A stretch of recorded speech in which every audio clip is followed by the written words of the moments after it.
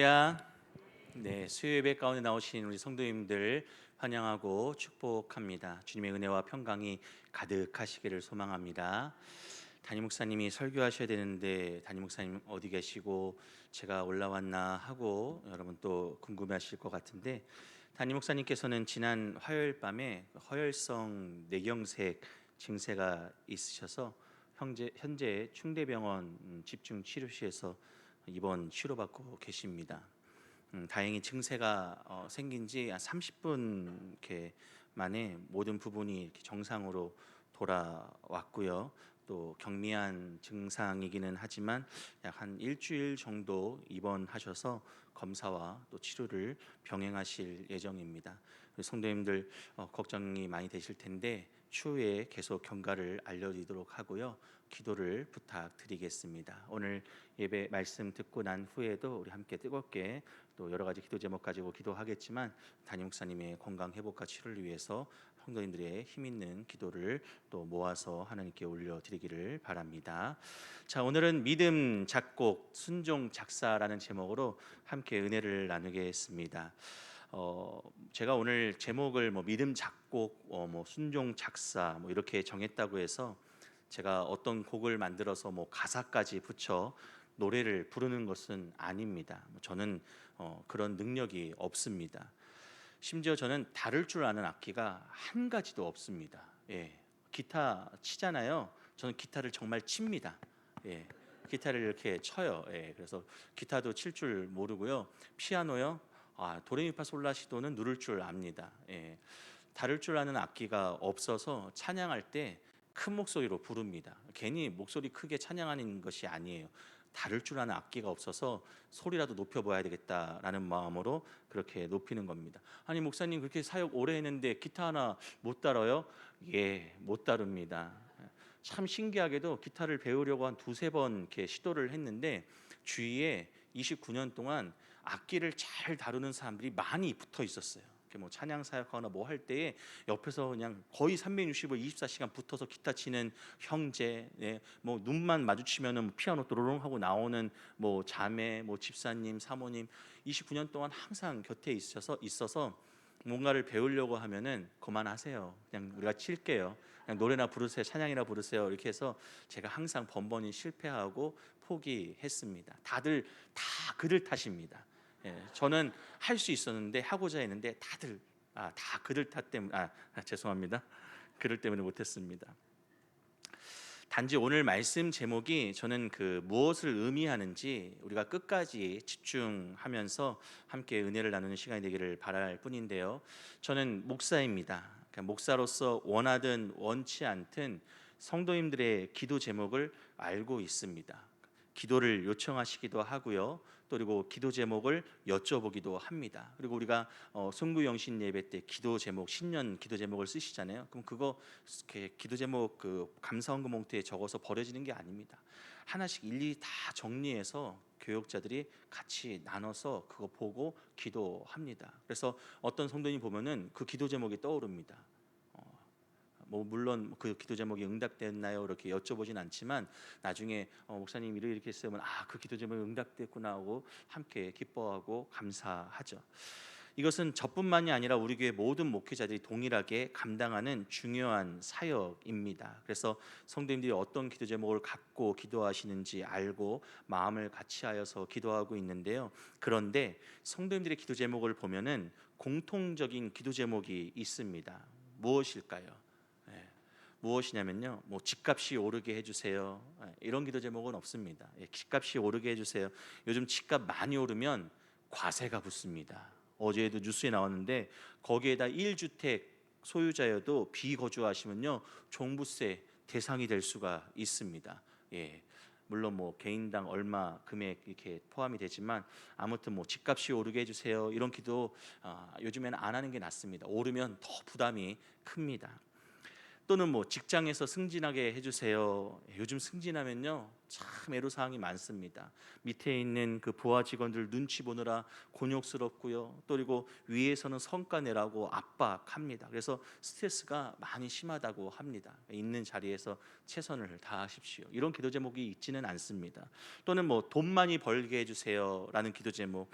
돈 많이 벌면 주위에서 돈 빌려달라고 귀찮게 합니다. 예, 저는 뭐 한 번도 돈이 많아 본 적이 없어서 돈 빌려달라고 이렇게 뭐 피곤해 본 적이 없지만 중요한 건 또 보이스 피싱에 범죄 타겟이 될 수도 있습니다. 그냥 없이 안전한 게 더 좋지 않겠습니까? 우리 성도님들 표정 보니까 이씨 피곤한 게 더 좋을 것 같습니다라는 표정이신데, 네, 기도하십시오. 그렇게 이런 기도 제목 우리가 흔히 생각하고 많을 것 같은데 사실상 이런 기도 제목은 많지 않습니다. 우리 성도님들의 모든 기도가 하나님 뜻 안에서 이루어지기를 소망하는데요. 개인적으로는 이렇게 기도는 많이 하실런지 모르겠지만 실제로 목회자에게 부탁하고 또 기도 요청하는 기도 제목에는 이런 기도 제목이 있습니다.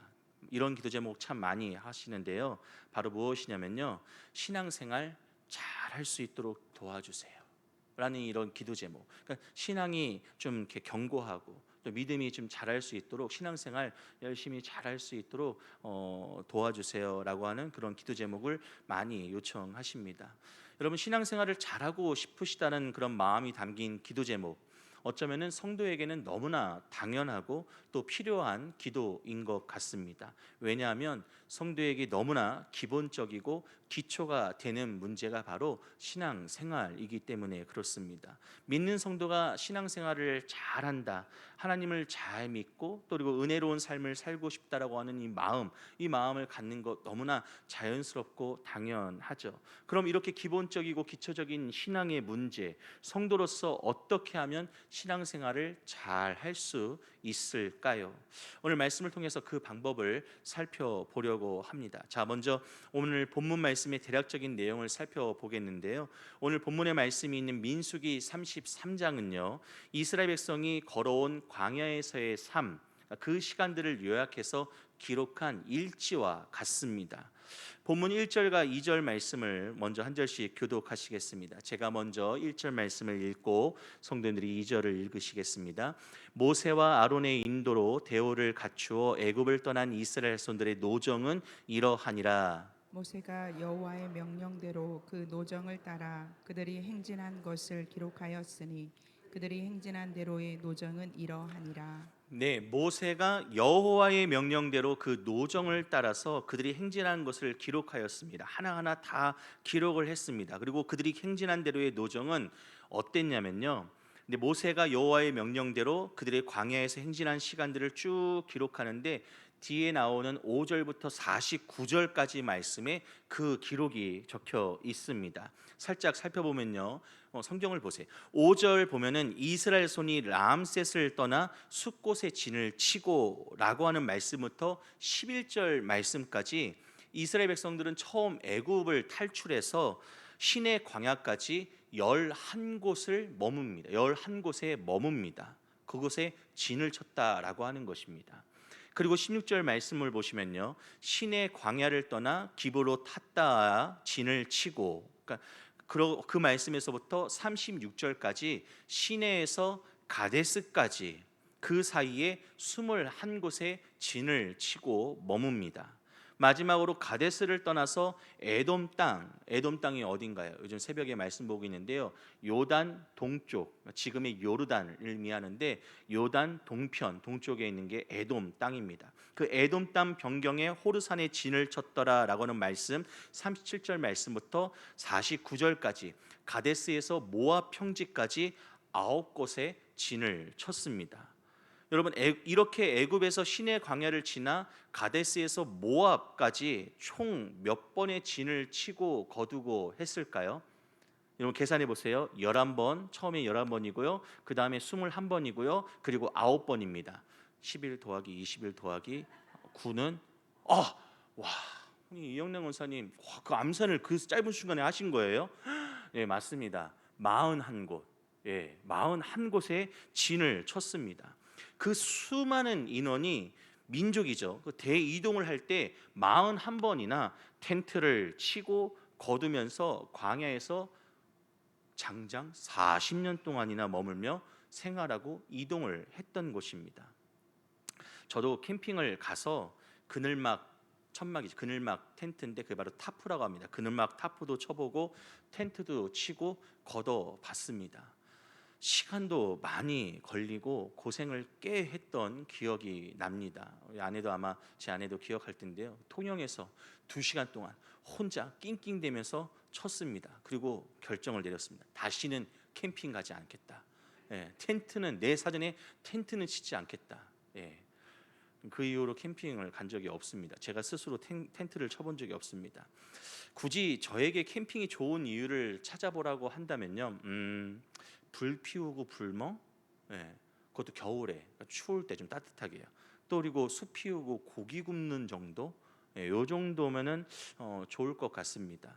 근데 말씀대로 이스라엘 손들이 어디를 떠나 어디에서 진을 치고 또 어디를 떠나 어디를 지나 어디에서 진을 쳤다라고 계속해서 말씀에 5절부터 49절까지 반복해서 그 지명을 기록하고 있습니다. 지명을 기록하고 있는데 여러분, 왜 이 모든 지명들을 하나님께서는 이 모세를 통하여 기록하게 하셨을까요? 하나씩 하나씩 41곳을 다 기록을 했습니다. 그 이유는 간단합니다. 자, 보세요. 아무리 좋은 일도요, 기록이 없으면 잊혀집니다. 개인, 가정, 교회의 역사도 그렇습니다. 기록이 없으면, 사진 한 장이 없으면 추억할 수는 있지만 시간이 지날수록 기억이 점점 희미해져 갑니다. 그리고 그 시간을 정확하게 기억하는 일들도 사라지죠. 그러면 있었던 일들도 없었던 일이 될 수 있고요. 아무리 행복하고 좋은 기억이라도 금세 사라지고 말 것입니다. 그래서 요즘에는 그렇게 사진을 찍습니다. 여행 가면 사진만 남는다고 그렇게 사진을 찍습니다. 저도 사진을 찍습니다. 왜요? 기록하려고요. 그런데 저희 집 쌍둥이는 사진을 찍지 않습니다. 왜요? 자기 얼굴을 기록하고 싶지 않은 거죠. 지금이 그런 것 같아요. 저도 제 얼굴을 기록하고 싶지 않습니다. 그냥 가족과 함께 즐겁게 보냈던 그 상황들을 잊지 않고 계속 추억하고 싶어서 사진을 찍는데, 사진을 찍으면 지워, 얼른 당장 지워. 아유, 큰일 났네. 이거 우리 애들이 들으면 또 큰일 났는데, 우리끼리 비밀입니다. 이렇게 정색하면서 사진을 못 찍게 합니다. 그럼 저도 아유, 더럽고 치사해서 안 찍는다 하면서 조용하게 착각 찍어가지고 이렇게 소장을 하죠. 정말 사진 찍지 않으면요, 아무리 행복하고 좋은 기억이라도 쉽게 사라질 수 있습니다.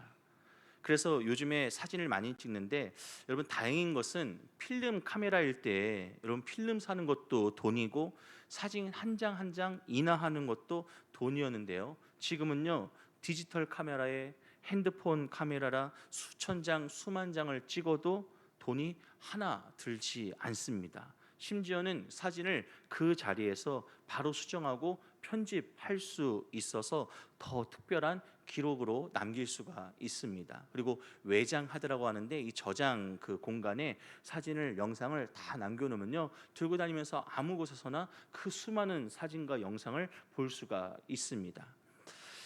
하지만 근데 이렇게 우리가 기록을 할 수 있는데, 그때는 이스라엘이 광야에서 지날 때 사진으로 기록을 남기거나 또 그리고 남길 수도 없었거니와 그런 생각도 할 수 없었죠. 기술도 없었죠.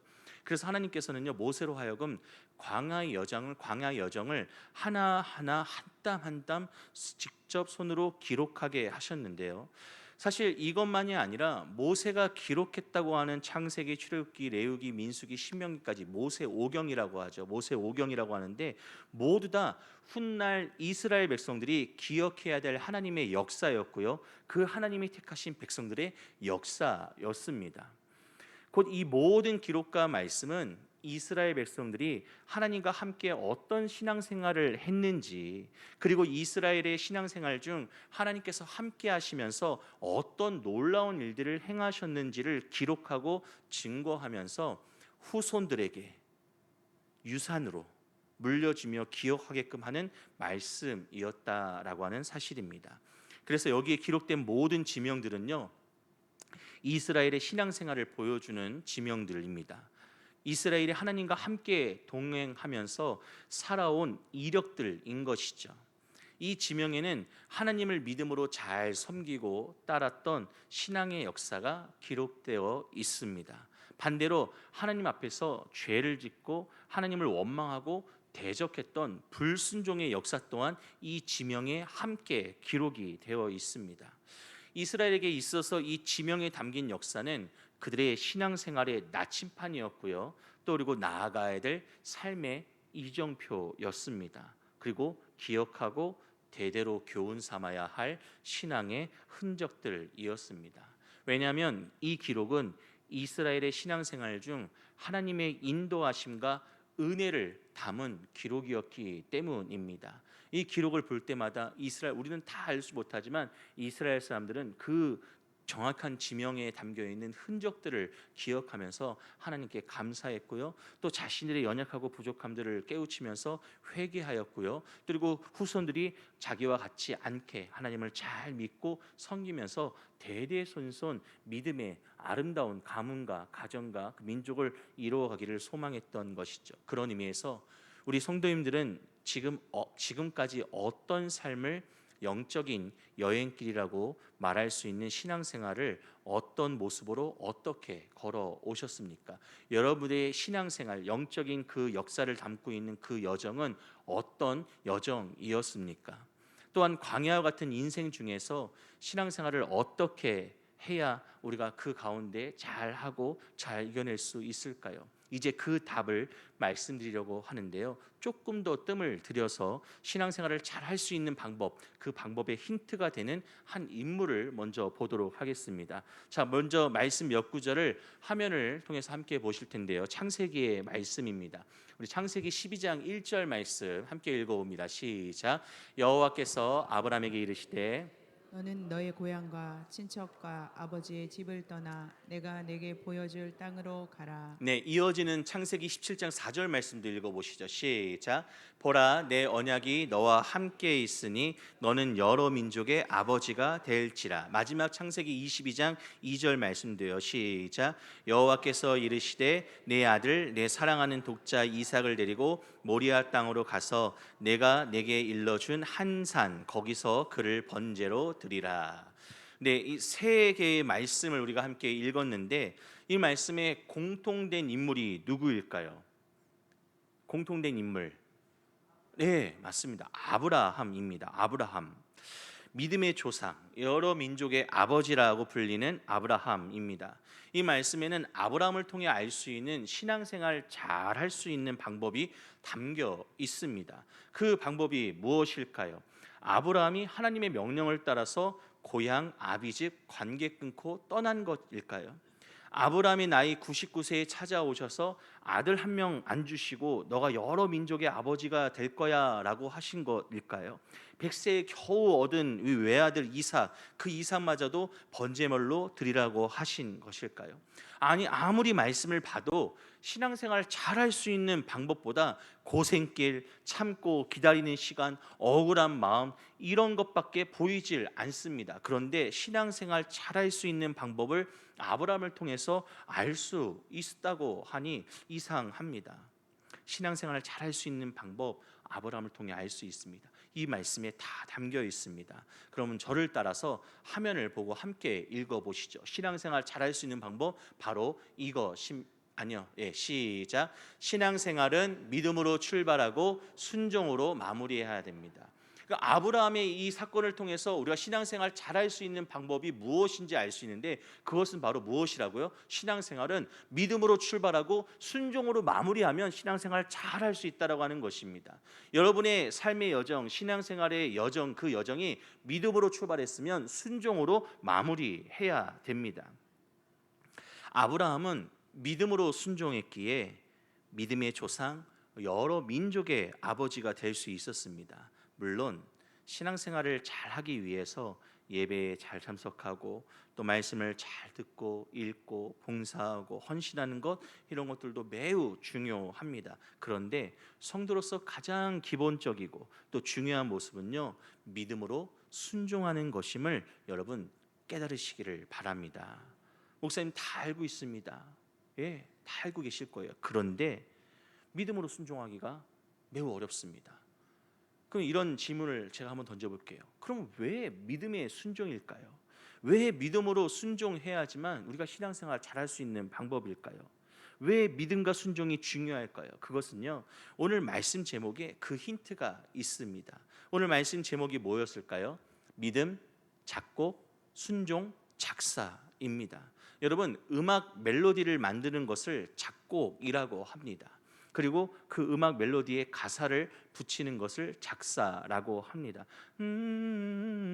이러면 작곡만 한 거예요. 근데 여기에 가사를 붙여서 노래를 부르면은 그게 바로 작사입니다.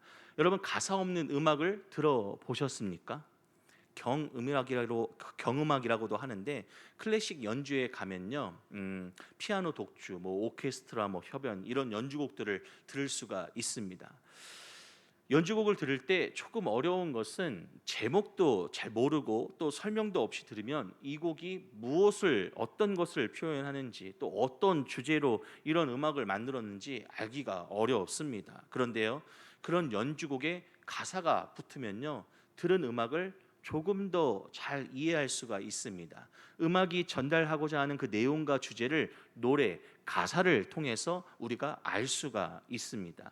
곡을 만든 사람이 왜 이런 곡을 만들었는지 알 수가 있습니다. 그래서 때로는 어떤 가수가 이별곡을 부르면 이 사람 얼마 전에 이별했나? 막 절절한 그런 아픔이 막 느껴지면서 그런 아픔을 담았나 보다, 그런 아쉬움과 서운함을 담았나 보다 하고 우리가 엿볼 수가 있죠. 조금 더 직접적으로 느껴지도록 도움을 드리면요, 우리 이미린 지사님 지금 피아노 앞에 앉아 있는데 한번 피아노 좀 반주를 한번 한번 해보세요. 거기에 제가 노래를 부릅니다. 이렇게요. 하나님 크신 사랑은 측량 다 못하네. 영원히 변치 않는 사랑 성도여 찬양하세. 다 아시는 찬양이죠. 그 크신 하나님의 사랑. 우리가 이제 말씀 후에 찬양 부를 건데요. 여러분, 만약에 이 찬양 우리가 모르는 찬양인데 반주만 나왔다고 생각해 보세요. 그럼 이 찬양이 어떤 찬양인지 모를 거예요. 그런데 우리가 지금 방금 들었던 것처럼 하나님 크신 사랑은 측량다 못하네, 영원히 변치 않는 사랑 성도의 찬양하세, 가사를 노래를 통해서 딱 들으니까 하나님의 크신 사랑에 관해서 찬양하는 것이구나 라고 알 수가 있습니다. 이 찬양이 하나님의 사랑을 찬양하는 노래인 것을 알고 우리도 그 마음에 동해서 함께 찬양할 수가 있죠. 믿음과 순종도 마찬가지입니다. 신앙생활 중 믿음과 같이 연주하는 곡만 있으면요, 어떤 믿음인지 알기가 어렵습니다. 믿기는 믿는 것 같은데 잘 믿고 있는지, 또 믿음이 좋은지 알 수가 없어요. 왜요? 믿음에는 형체가 없기 때문에 그렇습니다. 그래서 믿음만 가지고는 신앙생활을 잘하고 있는지 알 수가 없습니다. 그런데요, 믿음 가운데 노래 가사와 같은 순종이 있으면요, 어떨까요? 그의 신앙생활이 어떠했는지, 그 순종을 통해서 맺은 열매로 믿음을 알 수가 있습니다. 앞서 봤던 창세기의 아브라함을 보세요. 아브라함이 믿음의 조상이라고 하고 하나님과 매우 가까웠다라고 하는데요, 어떻게 알 수 있냐면요, 그가 하나님 말씀에 순종한 것을 통해서 알 수가 있습니다. 하나님께서 가라 하시니까 다 버리고 떠났습니다. 기다려라 하시니까 그 오랜 시간 약속을 믿고 기다렸습니다. 버려라 그러니까 하시니까 자신의 하나밖에 없는 아들도 하나님께 드렸습니다.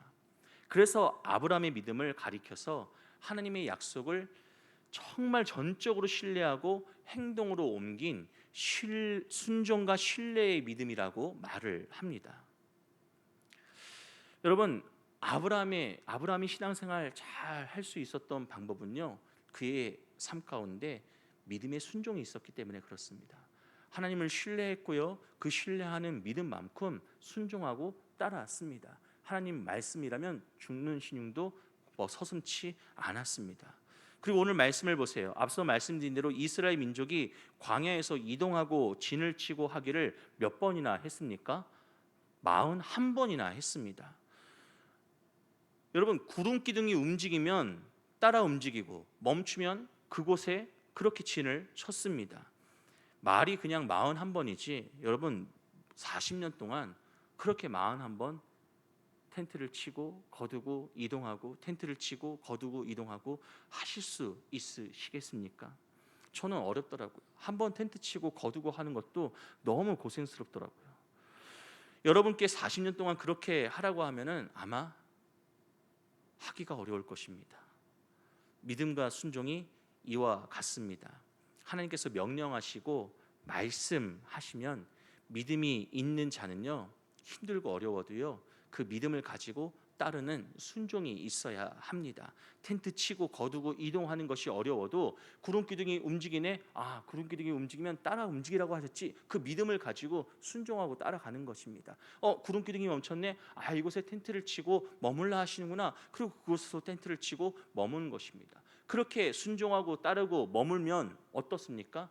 이스라엘 백성들이 40년 동안 광야에서 생활할 수 있는 물을 주시고 만나를 주시고 또 그리고 낮에는 시원케 밤에는 따뜻하게 하시는 하나님의 세심한 손길을 경험할 수가 있게 되는 것이죠. 믿음이 있는 자는 그 믿음을 가지고 따르는 순종이 분명히 있어야 합니다. 가라 하시면 가고 멈춰라 하시면 멈추고 하라 하시면 하고 드리라 하시면 드리는 것입니다. 아, 목사님, 우리가 무슨 꼭두각시이고 하나님 노예입니까? 아니죠. 우리는 꼭두각시도 아니고 하나님의 노예도 아닙니다. 그런데요, 하나님께서 우리를 살리시고 하나님 나라를 기업으로 주시는데 이 땅 가운데 살면서 우리가 영원한 하나님 나라를 바라보면서 그렇게 하지 못할 것은 또 무엇이겠습니까? 말이 조금 격하기는 했지만 제가 말씀드리려고 하는 의미를 잘 살펴 알아주셨으면 좋겠습니다. 우리에게 그만한 믿음과 순종이 있어야 한다라고 하는 말씀입니다.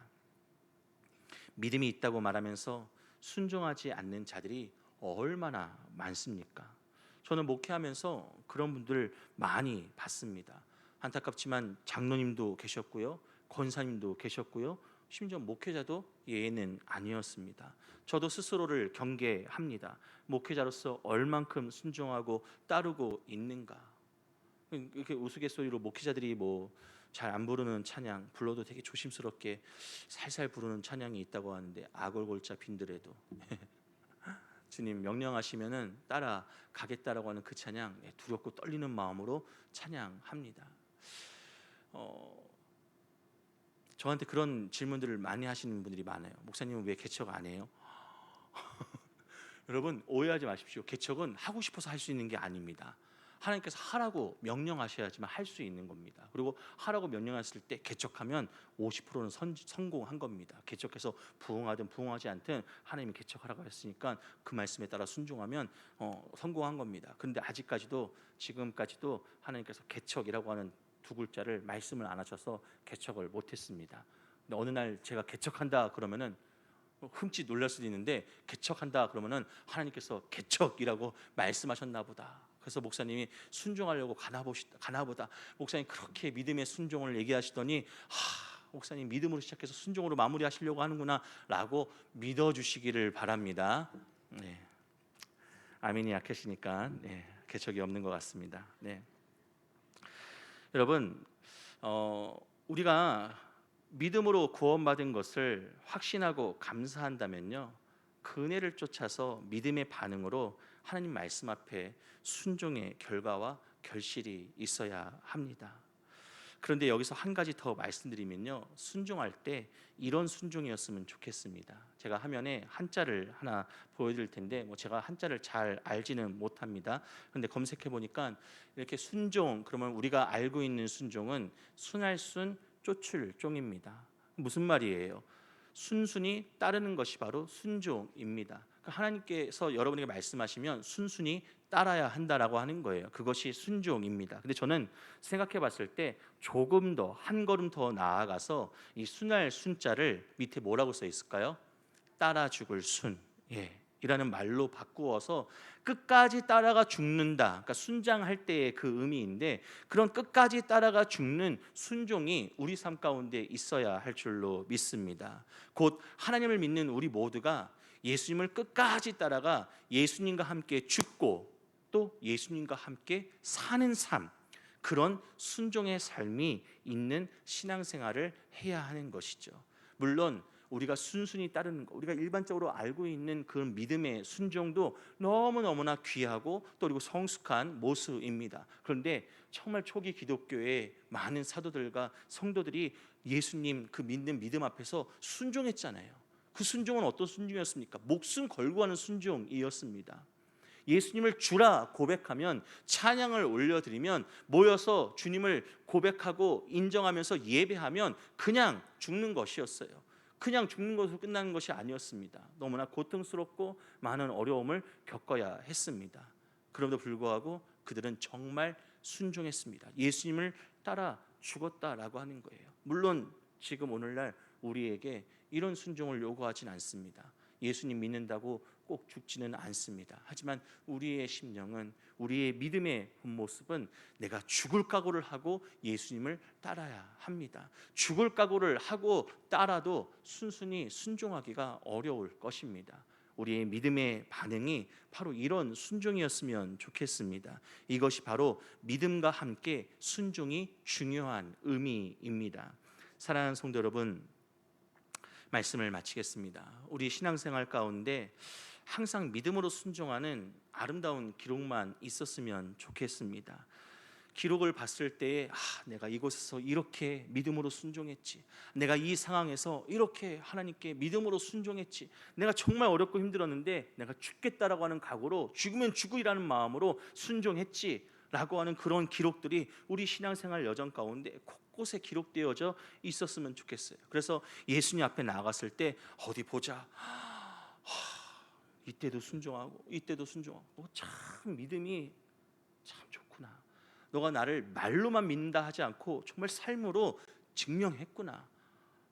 그 순종을 보시고 하나님께서 기뻐하시고 칭찬하시고 맞아주시는 그런 은혜가 그 마지막 예수님 앞에 섰을 때에 있기를 소망합니다.